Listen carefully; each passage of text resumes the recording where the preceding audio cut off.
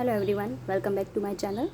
I am Urvi Joshi and today we are going to discuss a very important thing, and that is new syllabus of SEM 1 main English paper, and the paper code is DSCM 101 and title is Introduction to English Literature. So in this paper we have a total 4 units: Unit 1, Unit 2, Unit 3 and Unit 4. In Unit 1 we have a long question, and that is what is literature, definition, elements of literature, benefits of studying literature, literature and life. What is literature નો મતલબ થશે કે સાહિત્ય એટલે શું, એની definition એટલે એની વ્યાખ્યા, એના elements એટલે એના ભાગ કે કઈ બાબતને આપણે લિટરેચર કહીશું, બેનિફિટ્સ ઓફ સ્ટડીંગ લિટરેચર કે લિટરેચર ભણવાથી કયા કયા લાભો થશે, અને લિટરેચર એટલે કે સાહિત્ય અને જીવનનો સંબંધ. આ આપણો લોંગ ક્વેશ્ચન થશે.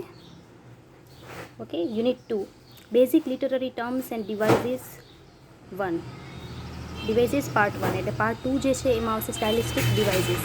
એટલે લિટરેચરની અંદર આપણને 2 ડિવાઇસીસ આવશે. ફર્સ્ટ જે છે એ બેઝિક ડિવાઇસ છે, મતલબ કે બેઝિક લિટરરી ટર્મ્સ અથવા સાહિત્યિક પરિભાષાઓ,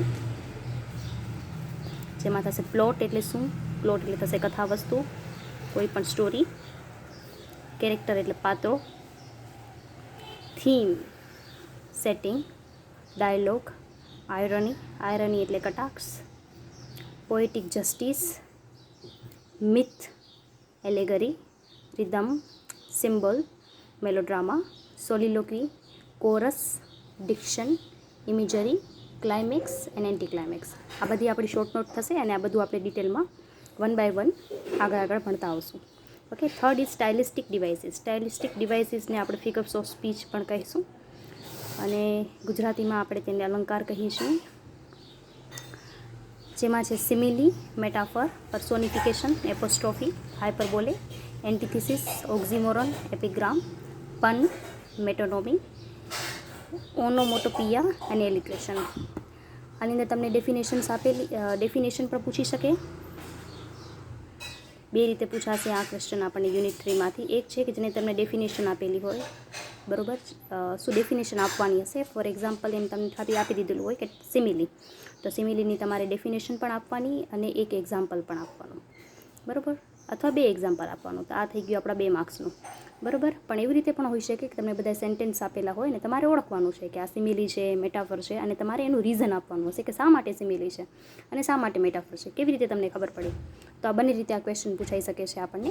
ટૂંકમાં જે આપણે ફર્સ્ટ જોયું એ લોંગ ક્વેશ્ચન છે, એના પછી જે આપણે પ્લોટ, ડાયલોગ જોયું એ આપણી શોર્ટ નોટ થશે, અને આ જે છે એ તમને ઓબ્જેક્ટિવમાં પણ પૂછી શકે, એટલે કે ટૂંકા પ્રશ્નમાં આવી શકે. અને આ unit 4 introduction to English literature history, સૌથી ઇમ્પોર્ટન્ટ પાર્ટ, જેને આપણે કહીશું હિસ્ટ્રી ઓફ ઇંગ્લિશ લિટરેચર, બરાબર. આની અંદર literary characteristic of ages from the 14th century to 21st century. 14th century એટલે થશે એજ ઓફ ચોસર, અને એજ ઓફ ચોસરથી લઈને 21st century એટલે થશે આપણી post modern age of British history. આ બધાની આપણે લિટરરી કેરેક્ટરિસ્ટિક્સ જોવાની છે.